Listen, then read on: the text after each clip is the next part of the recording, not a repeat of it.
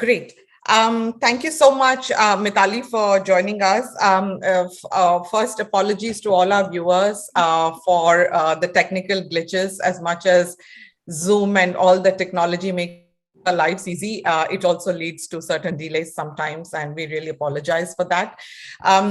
This is a special session we are holding, a special event to discuss what is often not discussed in mainstream media and in other political discourses, and that is how budgets are whether budgets are gender responsive or not, and what do we mean by gender responsive budgets. What exactly are gender responsive budgets and how they ought to be mainstreamed and streamlined into our budgeting system. The budget was recently presented for the year FY 22-23, and at Behanbox, we did an analysis of what the gender budget, the gender component of the budget looks like, and we have with us one of the authors of that analysis, Mitali Nikore. Mitali is an economist and a gender policy specialist. She's the founder of a youth-led research group, Nikore Associates. She's also she's an advisor to multilateral organizations like the ADB, UN Women, and the World Bank, as well as several private sector consulting firms like EY and PwC. She's also part of the Global Shapers New Delhi Hub, and an advisor to the steering committee of BRICS CI Young Leaders. And she's a panelist on a lot of media. She's written a lot on budgets and gender budgets specifically, and has been writing with the Times of India, Indian Express, She the People, and EPC World. She's also been named one of the 2022 industry leaders by the Forbes magazine, and has provided her expertise on air on multiple news segments on BBC, NDTV, and India Ahead, among others. As you can see, it's a long and impressive CV, so I think we're fortunate to have Mitali discuss all of this with us. And to not say the least, she holds a master's degree in economics from the London School of Economics and a bachelor's from the University of Delhi. So welcome, Mitali, to this special session where we're going to be discussing and knowing from you and from your own practice of analyzing gender budgets within the Indian system, on what are the trends we are seeing, and why looking at gender budgets while it has been important forever, but especially in a post-pandemic scenario, what does it mean for women and girls, and also especially for women and girls from the marginalized communities and sections of the population. And I'm just going to, for the benefit of the audience, I'm just going to talk a little bit about how, why this is so important, especially in the post-pandemic scenario, is because, we've seen that between from January 2020 to now, in 2022, the female workforce has shrunk in the labor force has shrunk by 9.4%, while the male workforce has sort of sprung back to pre-pandemic levels. And this is the larger context within which we will be discussing this whole gender responsive budgeting in India as of today. So Mitali, can I just start by asking, we've often, for those in the policy area segment and, working on either economic policy or social justice systems, etc., we often hear about gender responsive budgeting, right? But then we also, a lot of us confuse it with the gender components of certain budgets or women specific schemes. And as you have noted in our article on Behanbox, which the audience can read at behanbox.com, it is gender responsive budgeting is larger than just women specific schemes itself, right? So can you then, to start off for the audience, tell us what is it that we understand or we mean by gender responsive budgeting?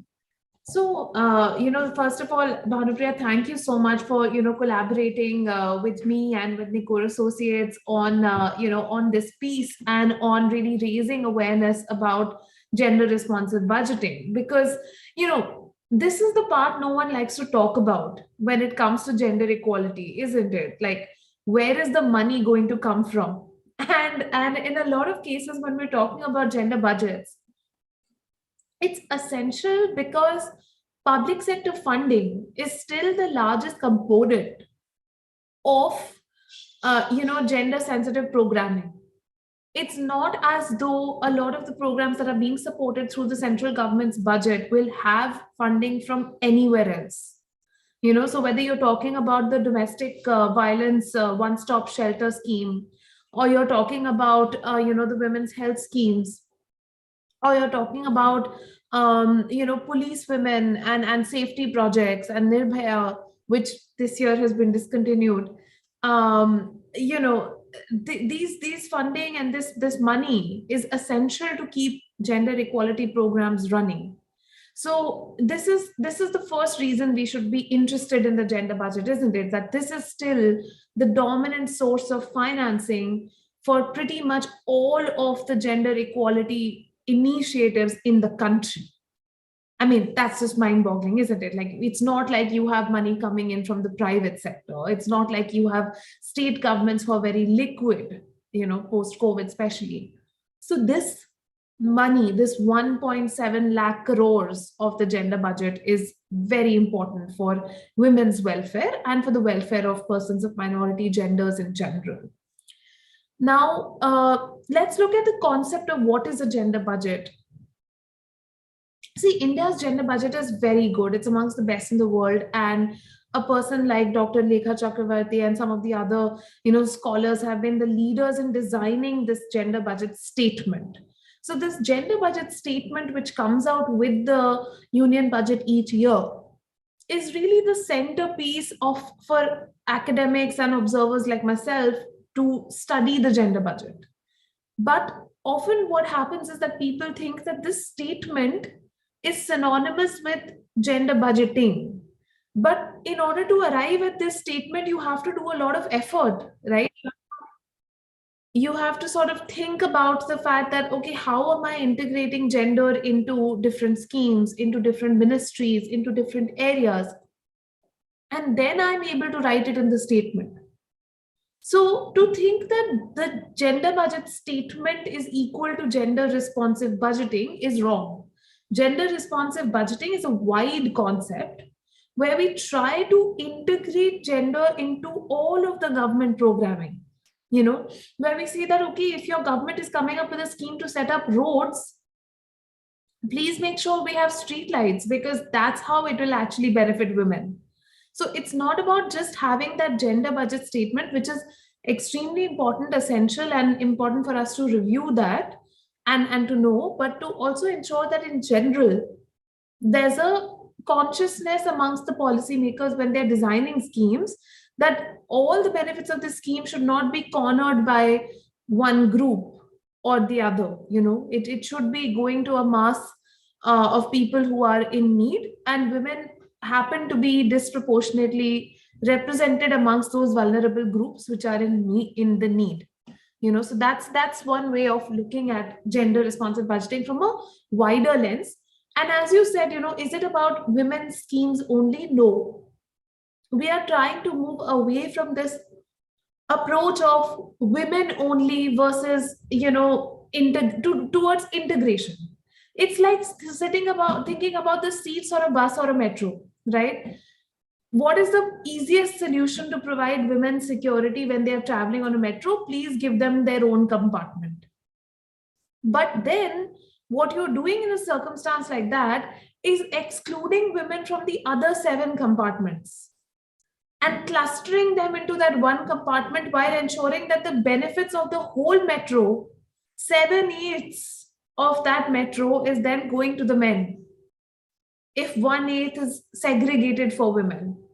So I think the attempt should be that the entire 8 boxes of the metro should be safe for women, not that we need that one box where we travel separately. So I think the strategies of trying to separate women, of trying to create separate spaces for women, and trying to make them into this separate category which somehow needs to be protected, this mindset has to change, and the gender responsive budgeting is a part of that process. Right. Thank you for laying that out so well for us as to as to why gender responsive budgeting is different from just allocating for women-centric schemes only. And in fact, when we look at certain not just schemes, but also different sectors, which we will come to in the later part of discussion, how I think this whole thing that you're talking about is kind of laid out. We will also kind of see the skew that is in terms of budgetary allocations. And I think the point you made about putting your money where your mouth is. So it's not important. It's not just enough to sort of keep talking about, gender equality or social justice, where it needs to be reflected in your policy priorities, and which then needs to be reflected in your budgetary allocations. But also, I think the larger point, beyond the fact that public sector is still the largest investor in these this thing, I think it's also imperative for the public sector and for the government to make these allocations, simply because I think because we are all citizens, and therefore the government is in a way responsible and is supposed to be making those allocations. I also wanted to then ask you about what has been India's trajectory in terms of the gender responsive budgeting.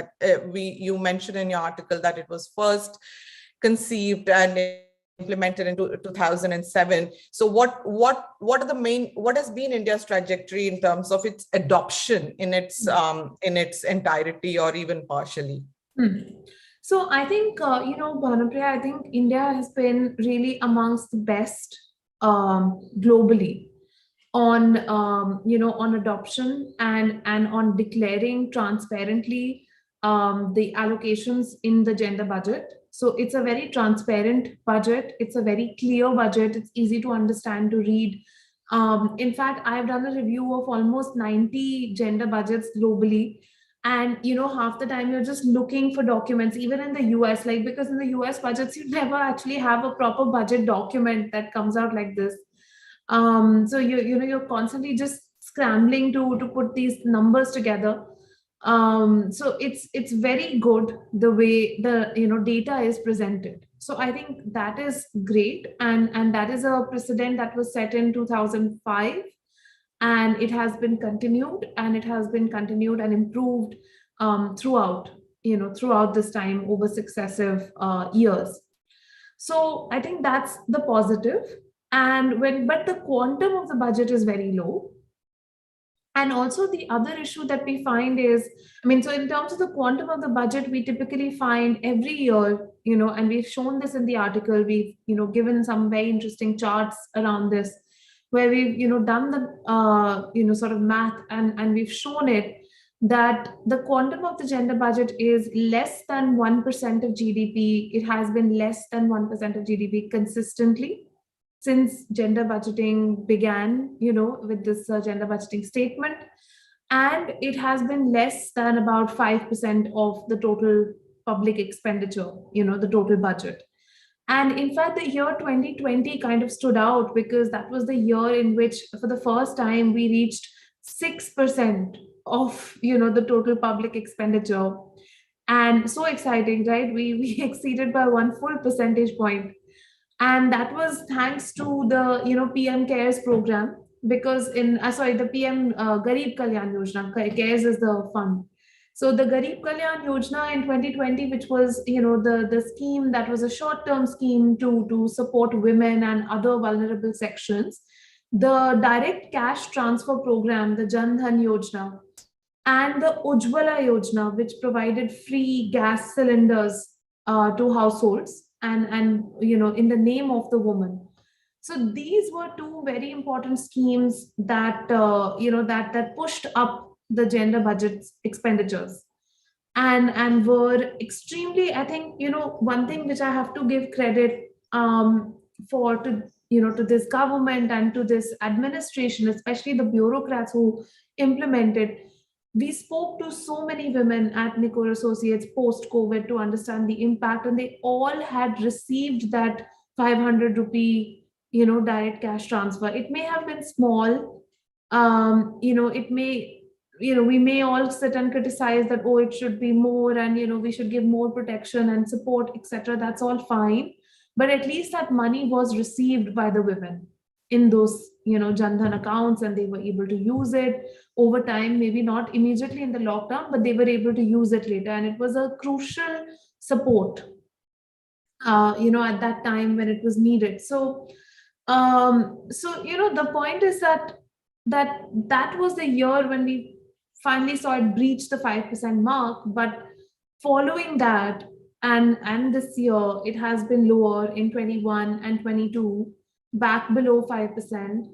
And if you think about it, the size of the overall budget in India today is like 39 lakh crores, and the gender budget is 1.7 lakh crores. So and I don't believe that it's actually 1.7, because I feel like a lot of ministries are still doing a lot of work for women, but they're just not reporting. So because of also, I think it's a policy lethargy kind of thing which has set in, that the same five ministries which report every year on the gender budget very diligently, consistently, they make up almost 80-90% of the entire gender budget, just five ministries. And those same five ministries go on reporting every year, and then the others are just not taking it up. So I think there's a little bit of a lethargy, but also just a little bit of like capacity building, training. You need to energize the officials and say, oh no, please, pick up this form, fill it out, like this is important, and you are doing so much, why not highlight it? So I don't think that ministries who are not yet reporting on the gender budget statement are not doing anything for women. They probably are, but they are not trained, or they are not, their capacity is not there to report in that level of detail. So these 5-6 ministries, typically every year they have been the same, like education, health, agriculture, rural development, and then of course WCD.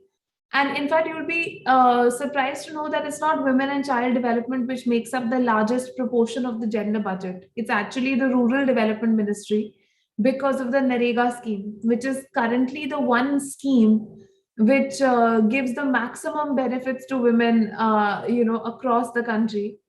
And over the last 2 years, another scheme which is giving a lot of benefits, which we also spoke about, I think, when we talked about it last, was the PM Awas Yojana, which in the last 3 years has, really ensured that the Housing and Urban Affairs Ministry overtakes the Agriculture Ministry in the top five spot on the gender budget, and is actually doing a lot, because the registration of the new affordable houses are happening in the names of women, and that's how a large proportion of the spending is being accounted for in the gender budget.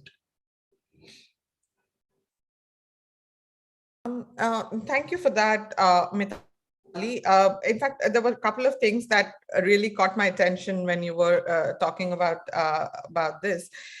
One of them is that that ministries perhaps are spending, but they're not reporting, which really is one of the ways in which we see the skew in the budgets. Right now, isn't it part of the system itself, of your budget reporting system?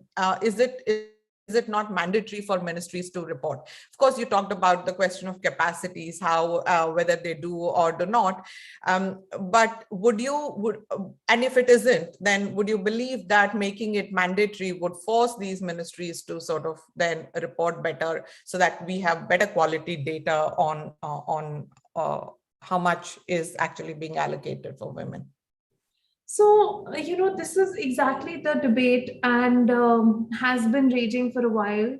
but I don't know how much you can really. I mean, even if you say that it becomes mandatory, they'll just say zero and then they'll finish it off, isn't it? Yeah. Like, what are you going to do if someone is not going to do that work? So I think this entire mandatory, and so no, you must do this, it's not really going to work in a country like India. We have to really create an awareness, and we have to ignite that passion Mm. in the government officials, in the bureaucrats, that you should be proud of the work you are doing, because you are doing it, like the work that you are doing on the schemes you are doing, and so many women are benefiting from it. Why not create that awareness? And I feel like that will only come when gender and discussions around gender become so there's a media interest in it, when we all talk about it. So there's a demand driven way of doing it as well, right? That when we demand for better data, when we demand to know what is happening, when we write about these things, I think in that circumstance, like, because say for example the rail budget, right? At one point in time, the rail budget, and the rail minister used to come and give a separate budget speech on the railways, and then that was done away with, and rightly so, because why should the railways suddenly, they were no longer of that sort of importance. I mean, though they are very important to our economy, but there are so many other sectors on which we are spending as much as the rail budget now. So there's no need. But on the other hand, there's Rajasthan, which has now introduced an agriculture budget separately, Mhm. and there's going to be an agriculture budget speech separately. So if we can create as much demand, and we can create a sort of atmosphere where we say that no, we actually want to know what is there in that gender budget statement, and we want it to be discussed in parliament, and we want it to be something that people answer the questions about. Then there will be a push towards wanting to report on it. And I think also, like, the media attention really makes a big difference, because today if somebody asks one of the ministries that hasn't reported, "Arey, but aapne report kyun nahi kiya?" Like, why didn't you? So Mm. immediately then it will go into the ministry, and overnight you'll find that a gender budget may be created. So because it's not as though they are not doing, they are Yeah. doing a lot of effort. It's just about trying to find that data and reporting it in that manner. So we have to motivate, we can't mandate. Right. I also then wanted to ask you about like use what you said to segue into this sort of ministry specific allocations and gender responsive budgeting there. So you spoke about how most of what is reported really comes from sectors, departments or ministries that are concentrated in like five. It's Yeah. concentrated in five top ministries, right? So could you tell us a little bit more about what these ministries are, and how are we seeing that kind of concentration? And you spoke about Manrega, for example, or PM Awas Yojana. I will come up to a follow-up question on the PM Awas Yojana and the implications of, say, this kind of concentration, or what we're seeing a large amount of gender budgeting being reflected in that scheme, through that scheme. Hmm. But can we just start with these ministries and maybe you can tell the audience about how how this is reflected in these five ministries and Yeah, so I mean, as I was, sort of talking about that, when we look at the budgets between 2005 to 2019-20, in that entire 15-year period, the five ministries of rural development, WCD, agriculture, health, and education took up 90% of the gender budget. Hmm. This, and the last 2 years, this has changed. And agriculture has sort of been replaced by housing and urban affairs. So these five ministries now correspond this year in FY23 to 91.3% of the gender budget statement.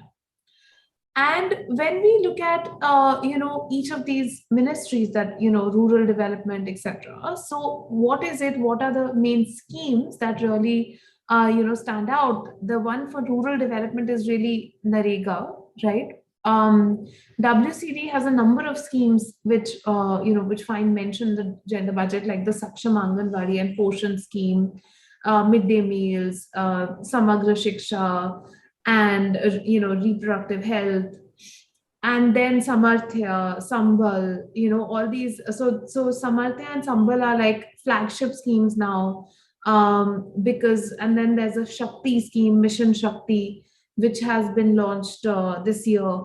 So these Shakti schemes and Sambal, Samarthya, these are new schemes which have come up in the last 2 or 3 years, because they've combined a lot of the older WCD schemes, which used to be, like Beti Bachao, Beti Padhao, has been combined into one of them.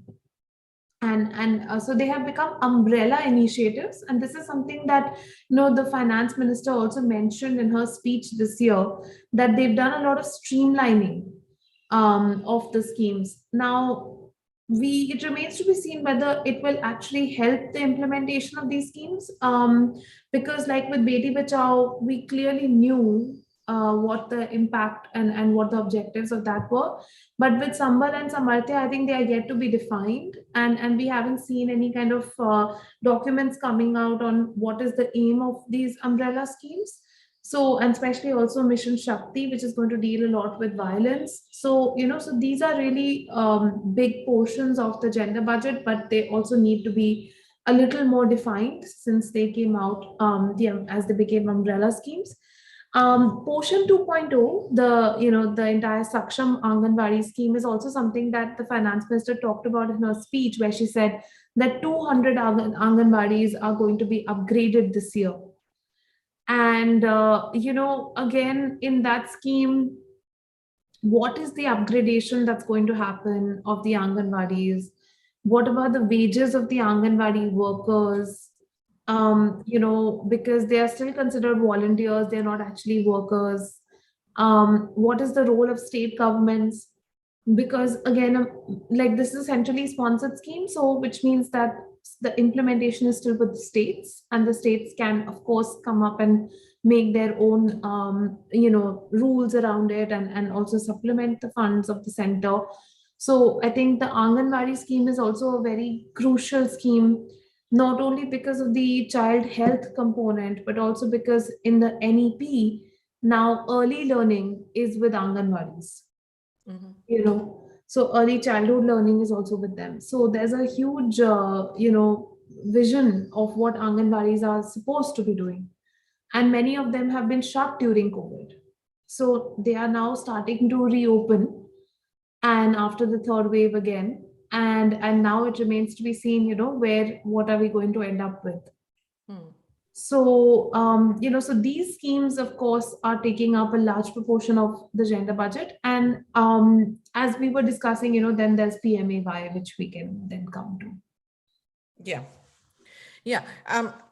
So as far as the PMAY, which from your analysis, it seems like is one of the schemes that has overtaken other schemes in terms of how the gender budget allocations have been made in this. Is it this year, or have we've been seeing it in the last 2 years, you mentioned, right, where it has overtaken? Yeah. So what are the implications of a scheme like that in terms of how do we see the empowerment of women, I mean, especially with a scheme that is meant for housing. So as opposed to, say, a more targeted social protection scheme, which again we'll come to when we talk about where we have fallen behind really in gender responsive budgeting. But say allocating so much towards a scheme like PM Awas Yojana for women, what does it mean for them? So, see, I don't disagree with the scheme. I think it's a brilliant scheme. Having this sort of a situation where women can come in and get their houses registered in their names. There are, of course, reports on ground. I haven't been on ground on this, but I've read through reports which have through many portals which are talking about that in the PMAY scheme there are some very very restrictive conditions, in the sense that you have to only use a particular kind of construction material, you have to stick to a kind of construction schedule which may not always be very conducive to the low income household which is actually making their house under this scheme, and also it may not be climate resilient. So these are the only two aspects which have been criticized, but from a gender lens I really don't have any criticism of the scheme. What I definitely recognize is that, look, it's all about the components, right? If Narega is almost 15% of the gender budget, PMAY rural plus urban, if you add it up, it's about 25% of the whole gender budget. So let's like a fourth of the gender budget. Um, that is that is reflective of not the fact that PMAY is too big, but that others are too small. Hmm. So the problem isn't that, oh, are we spending too much on this? No, we're spending just the right amount. Hmm. Probably even this is less, but that means we're not spending enough on other areas. So I think that's where the attention needs to be focused rather than here, because here clearly this is good for even the construction sector. PMAY is one scheme which can really help the ailing construction sector during COVID, and also in a more socially equitable fashion. So affordable housing, especially in urban areas and even in rural areas, is just a basic requirement of life.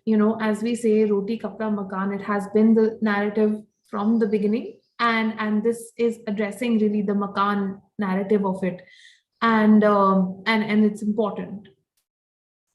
Yeah. Yeah. Yeah.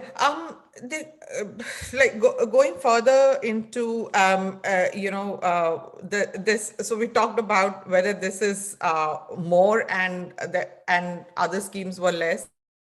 I think the important this thing is in terms of the post-COVID considerations, right? What we've seen in the devastation COVID has caused to health, but also to lives and livelihoods of people, and especially women, as we saw in the shrinking workforce and more women falling out of jobs, etc.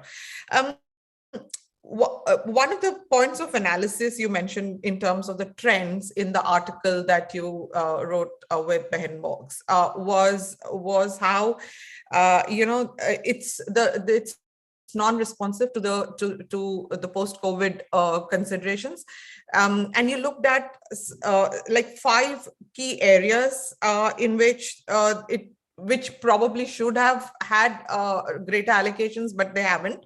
And you talked about social protection, domestic violence, skill training, public transport, and digital literacy. So, can you kind of elaborate for our audience as to how this budget has fallen short, and what then should we be doing more? Hmm.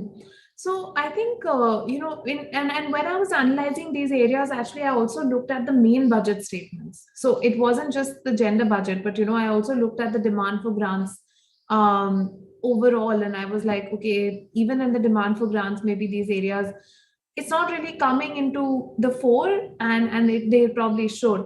So why these 5 areas? First of all, I think it's worth spending for just a few minutes on just understanding why these areas and why I thought about them. The first, digital literacy came up because we are doing so much work at Nikore Associates talking to women entrepreneurs these days to understand the impact of COVID on them. And then we are also talking to a lot of school going girls and university going girls, and their school lives or college lives have just been completely upended, and the only thing that they're hanging on is that one thread of a Zoom class.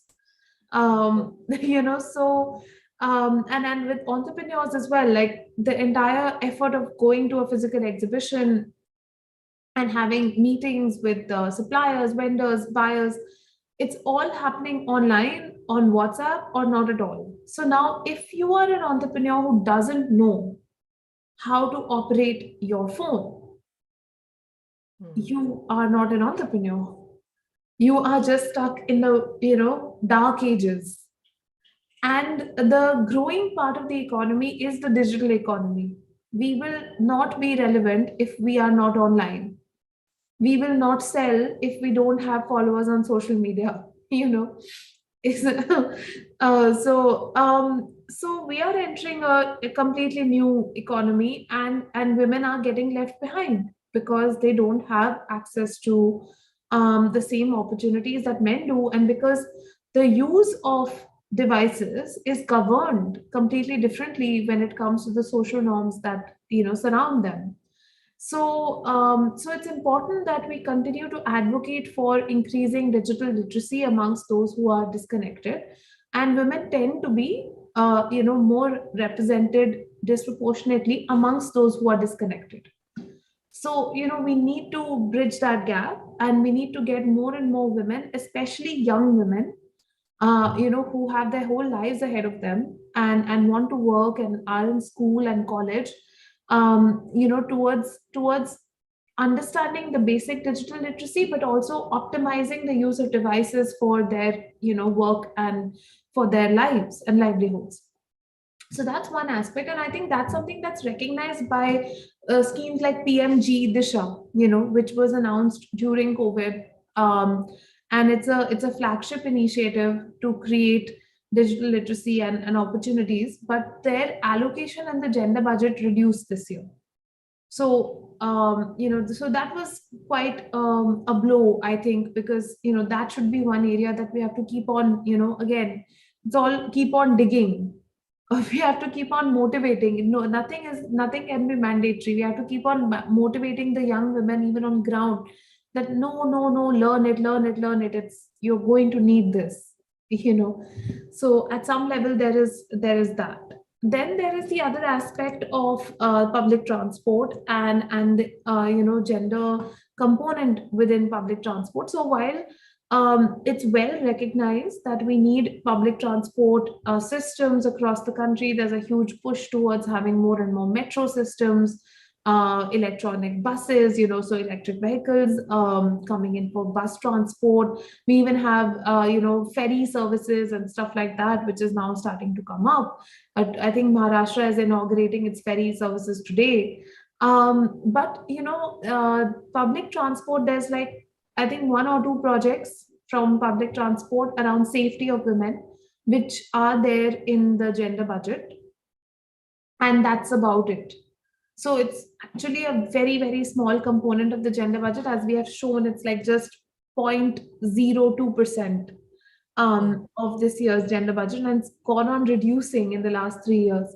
So this is also something that is of concern, that if women's mobility, because women are dependent on public transport much more than men, they are much bigger users of public transport, but then their needs in public transport are not being addressed in terms of having, say, special services, or in terms of having, say, reduced fares. Like, a lot of state governments are now taking cognizance of the fact that women need safe modes of transport and cheaper ways of transport, and therefore they have announced, like UP, Punjab, Tamil Nadu, have all announced free transport, public transport for women. This is a state level initiative, so the central government is not taking much of effort on that, and that's reflected in the gender budget being so low for this area. So I'm not saying that, oh, you should have free transport everywhere, not at all. That's the decision of the state government and of the city administration, and they can decide based on their financial situation. But having more support from the central government side for expanding public transport services directed at women can be very useful to get them back to work, especially post pandemic, and back to colleges, schools, etc. Then we have the point around skill training. Now, skill training has always been a very I would say, flagship initiative in the last 4 5 years. The Kaushal Vikas Yojana and skill training. We never even used to talk about it as much. Vocational training used to be considered this stream that you only take if you are not getting, mainline education, and now it has got the respect that that it should have for a very long time. But there is what we are seeing, and Kaushal Vikas Yojana has come out with a full analysis that women have been almost 50-60% of the beneficiaries over the last 5 years, 2016 to 2021. So they've done a impact evaluation.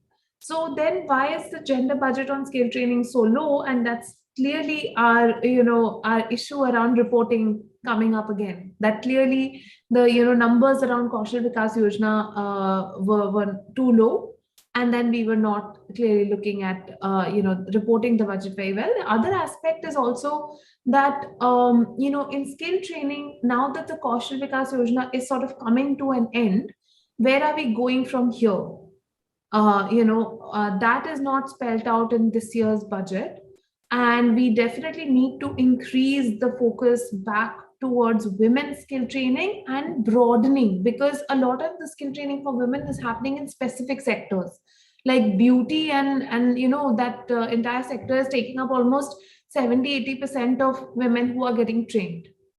So we need we need a situation where women are being trained in a broad range of skills and sectors, not only in just one type or two types of traditional women's sectors. So, in the next phase, we can look forward to that with greater allocation around that area. Then we have domestic violence, and that is something which received double the allocation from last year, this year. So, it was around 250 crores last year and almost 500 crores this year. So, while it's still 0.3% of the gender budget, its own allocation has actually doubled.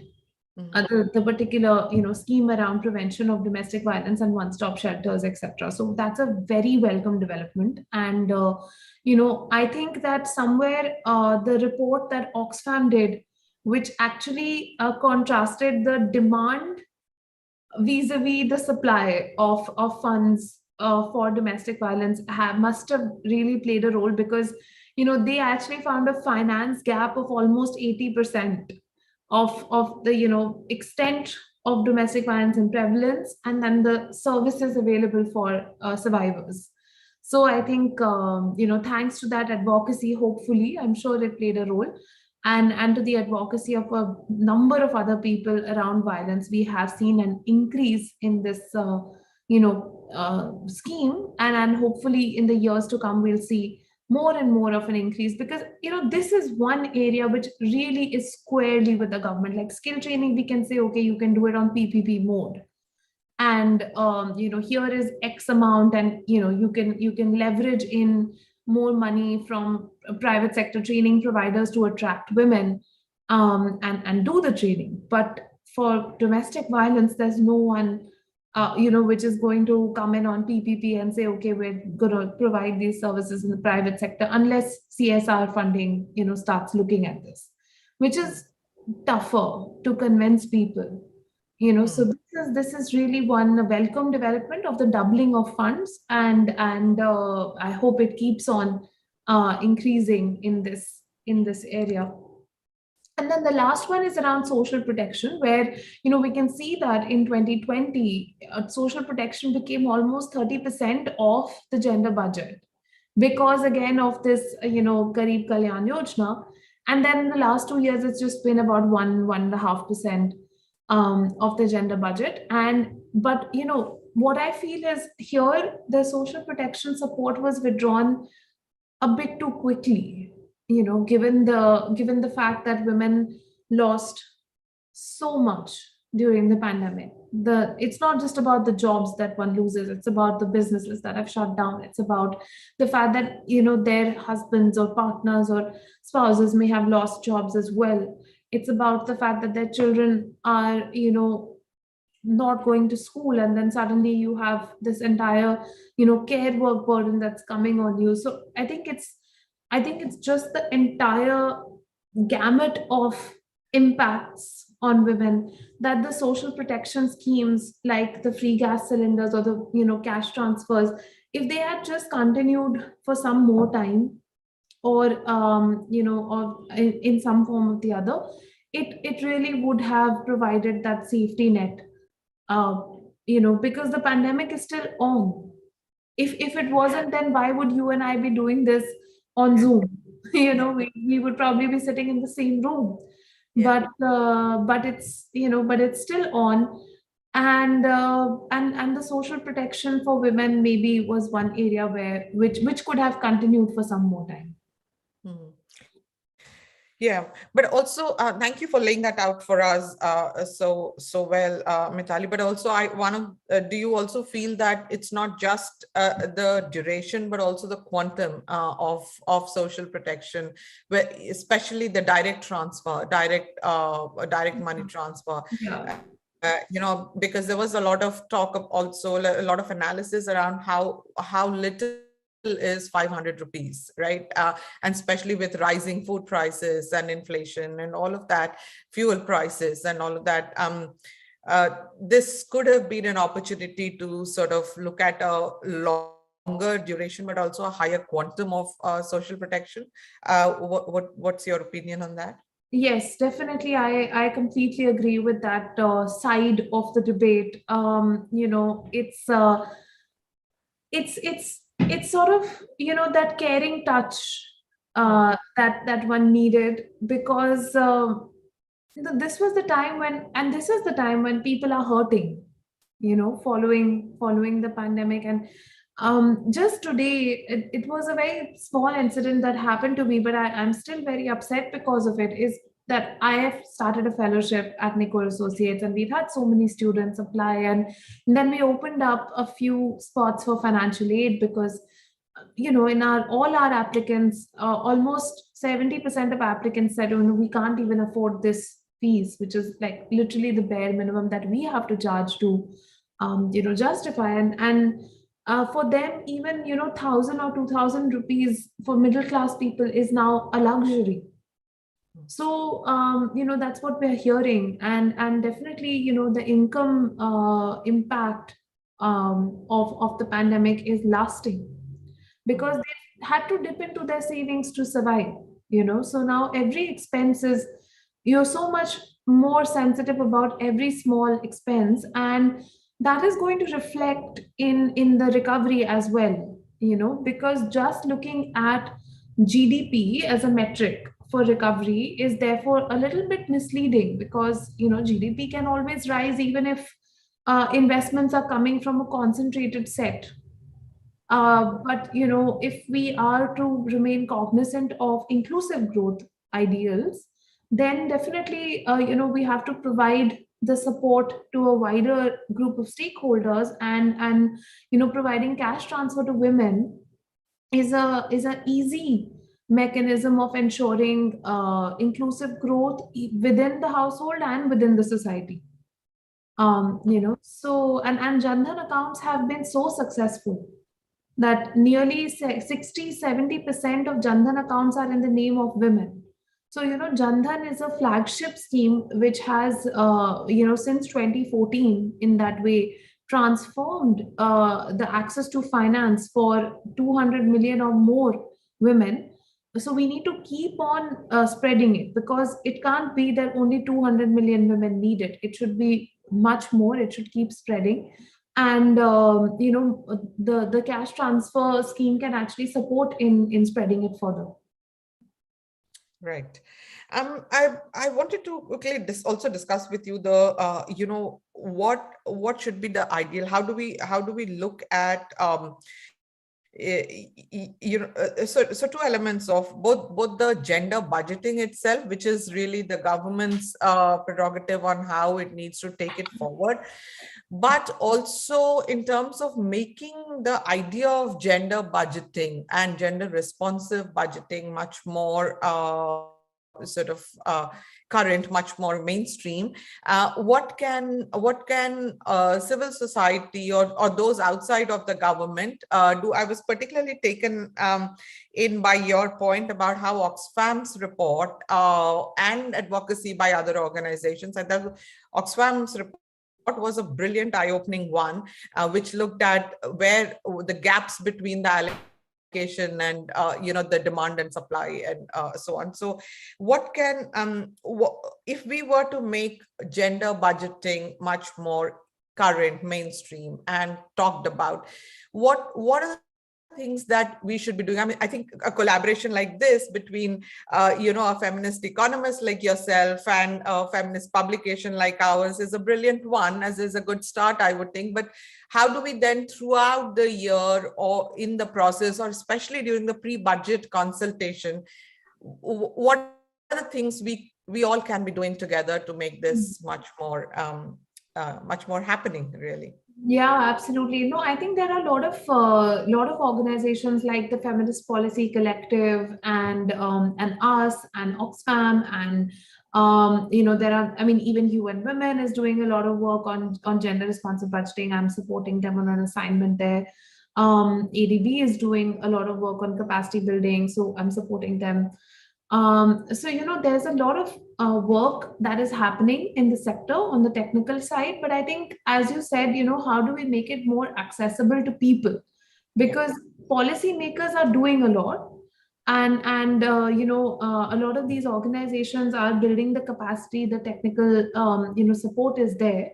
But I think there's also a need amongst the audience to just be aware about it. So I think what would be really great is if people look at some of these articles, if they look at our discussions, if they look at the data, they shouldn't feel like, oh, it's numbers, so we can't engage with it. It's good to know what it is, and also, why not give suggestions? I think people should be giving suggestions pre-budget. There should be an open forum for, and now we have social media. People can write in on Twitter and or any of the other platforms that are preferred, Facebook and LinkedIn and the others. But more than all of this, it's also just about having that kind of a top down and bottom up push coming together.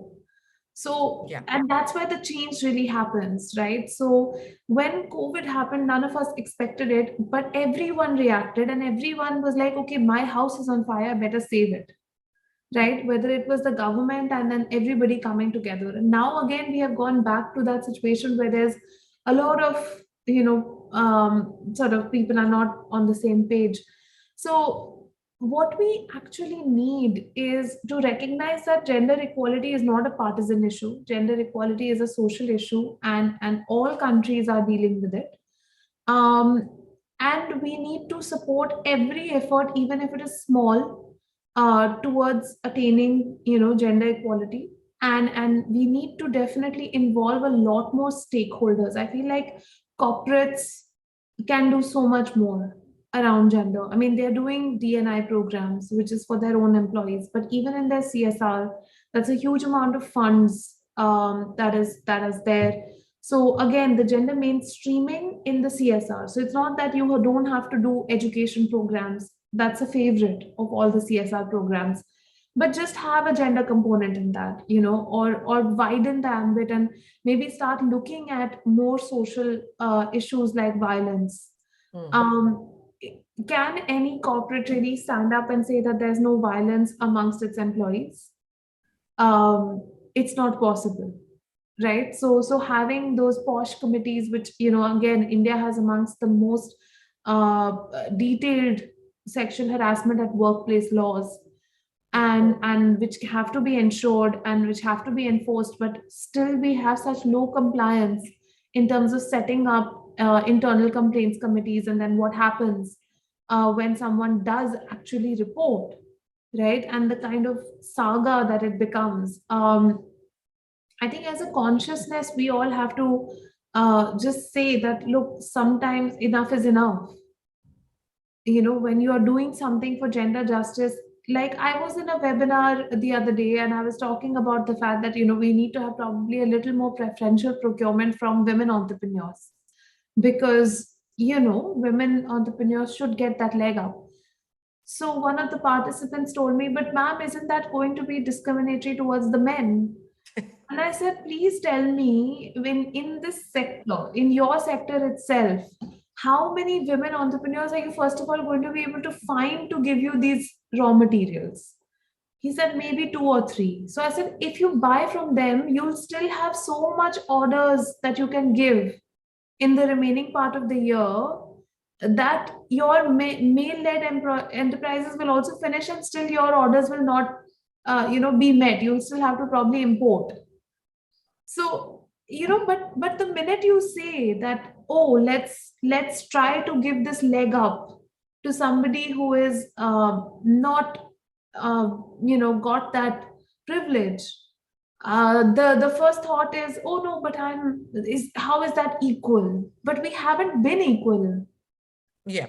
We haven't been equal for centuries, and at some level, I feel like, how is it that women are not rioting? Like, why are we still doing all this housework? We should be protesting that, for we've had enough. Like, centuries of this, done, over. Now you deal with your own dirty laundry, literally and figuratively. you know so I think that we have to really look at it from a lens of true development, and not partisan lens, and not looking at who is the person who is advocating for it, but rather what is the advocacy for, and we really need to have this attitude amongst ourselves, amongst everyone, and it's very hard. If it wasn't, then we wouldn't be here. Right. Right. No, I think so many years ago, there used to be a lot of campaigns, and there used to be good pre-budget consultative processes. I mean, even until a few years ago, and there were campaigns like the Vadana Toro campaign, etc., that worked all year round to with actual numbers, data, and demands, and reconciling those the numbers and data with the demands of the grassroots of people, Yeah. actual people whose needs ought to be met, and they were feeding into the pre-budget consultative processes. So which is why I asked the question about how specifically around gender policies, and therefore budgets that accompany these policies ought to be much more sort of become more current when especially closer to the budgeting process, of course, all Yeah. year round. I just wanted to ask one last question, Mitali, and that was around you recently wrote about how women and girls ought to be leading the recovery process as well post pandemic. And so from your thesis around that, from your understanding around that, and from how we are seeing these budgetary allocations, how do you see the reconciling of the two happening? Is it happening, or are they two, moving in two separate directions?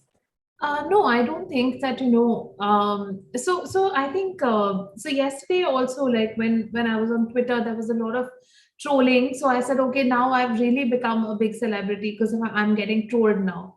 So a lot of people saying, what is this article? And this is India. We have Nari Shakti, and it's we are the land of Nari Shakti, and no one is denying that. We have amazing women who are leading in several spheres. The finance minister herself is a woman. So, we do have them. And there is a representation increasing more and more. But at the same time, we cannot deny that on average, there is a wage gap. On average, there is, a burden of unpaid work, which is skewed totally towards men, where men are doing 30 minutes of housework on average per day, and women are doing 5 hours. So you can't. These numbers are just on average. They are there, but also in our lives we see them. Hmm. The skewness. So until men start contributing at home, women can't be stepping outside and being leaders, especially. It's one thing to say that women can start working. They are, and that's the increase in the labor force participation rate in the last 3 years that we are seeing, from 23.3 to 30%. That's happened in 1920, just pre-pandemic. Is representative of the fact that, yes, we are seeing certain categories of women, especially like, the educated urban graduate plus category. Uh, so we are seeing that movement, but we are not seeing a nudge in the social norms, because we're still asking, oh, is this job suitable? Or is this atmosphere suitable for a woman to be working in? Or is entrepreneurship really the right path if you have so much housework? So, when are we going to stop asking these questions? We can only stop asking these questions if we are also investing in care infrastructure. And that's again something which, when we look at schemes like the Anganwadi scheme, becomes very important at the rural stage. What are we doing on care? That's one scheme which is actually the main care work and care infrastructure scheme in India, you know. And then the second aspect is really around the market for care work, that in the private sector, especially in urban areas, are we really, supporting through some incentives and subsidies the setting up of care services and care centers? And we have to start doing that. So there's a little bit less focus around urban, because obviously how much can central government do? If they are looking at Anganwadis and that's the, where the spending goes, then in urban, maybe, it's time for corporates to step up and look at providing that gap and filling that gap, because it has to be stopped seeing as women are entitled to getting childcare. They're literally raising children for the society, not for themselves. you know so I just find it really funny. And today I was watching an episode of Friends in which Rachel has just had her baby with Ross, right? And she has to go back to work because she's really scared that this new guy at work is going to take her spot. And the only way that she can make a presentation is if that same competitor of hers at work takes care of her baby, and she can go and make an important presentation. And of course, it's a TV show, so he volunteers to do that. But in real life, that's not going to happen, and Rachel is going to lose out. And that is what is happening to millions of women in urban India today, and especially in the corporate sector, where they are losing out because the men in their lives and the support mechanisms which they should be getting, given that they are doing this societal function of care, they are not getting it. Hmm. Yeah, yeah. And along with all of this, I remember recently, I mean, not even public sector units, whether it's banks or whatever, I don't think we are auditing enough, but just their policies, the infrastructure around care work for their employees, women employees, or taking care of the care burden of the women employees is just so short. I would think. I mean, forget about corporates stepping in to Yeah, provide infrastructure outside. Are they doing enough as part of the labor laws themselves that yeah, you ought to provide these crash facilities for women employees beyond a footfall of 50 people or whatever the law says? correct. And recently we had the State Bank of India come up with the recruitment guidelines saying that women who are more than 3 months pregnant are not eligible would be considered unfit for work or for recruitment until 4 months after their delivery. And that itself, I mean, they did have to take back that kind of guideline because of the backlash. But then that makes you think what goes on in the minds of the people who make these decisions, but also that what are all the policies that are already in practice that we don't know about, which is keeping women out of, and of course they will not be able to speak out that much because their jobs are at stake or I think whatever. So we really need to be auditing policies, the existing policies against the all very progressive laws that we have in India for whether it's Equal Wages Act, Equal Remuneration Act, Maternity Benefits Act. We have all kinds of progressive legislations, but in terms of the policies that organizations and institutions come up with, I think the country needs a good audit of that. This was an excellent discussion, and I got to know so much just by reading your article on gender budgets that that you did for Behanbox. But also in this discussion that you laid out beyond what was written in the article was really eye-opening. So thank you very much, Mitali, for your time, and I hope we can continue to work together and sort of take the discussion around gender budgets and gender policies towards much more inclusive processes. So thank you so much for that. Thank you so much. Thank you for having me. Bye-bye. Bye.